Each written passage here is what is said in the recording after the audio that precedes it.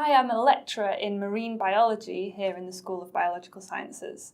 So that means I get to teach our wonderful students from level 1, so first year undergraduate, all the way through to master's and PhD level students about the fundamental biology of marine organisms.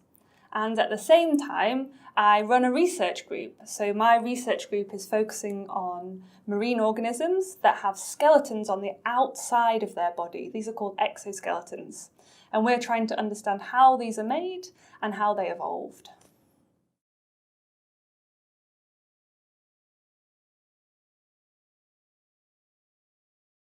My work links to COP26 in two ways, really, all through studying climate change. Firstly, we want to understand how life in the ocean is going to respond to climate change.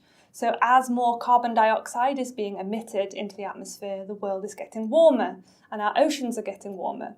But also that carbon dioxide is dissolving into the ocean and making it more acidic.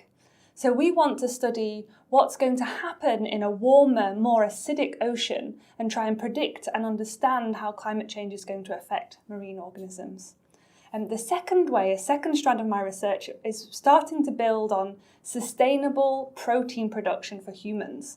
And we think that growing shellfish in the sea, in aquaculture, is a really sustainable way to make protein for the human population.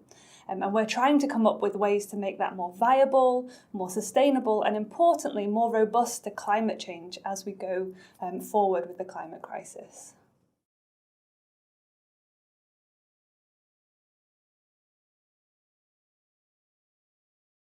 A successful COP26, in my mind, would mean governments coming together to make decisions on how to tackle the climate crisis that will ultimately trickle down into legislation that we all feel every day in our lives.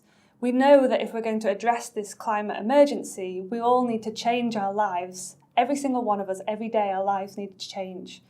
But to do that, we need legislation to help us, to give us a framework on how we're going to change. So for me, success would be feeling those changes that are implemented every day in our lives soon, and also a pledge to leave fossil fuels in the ground. And I really hope the UK government sets a really strong precedence by stopping the expansion of the North Sea oil fields.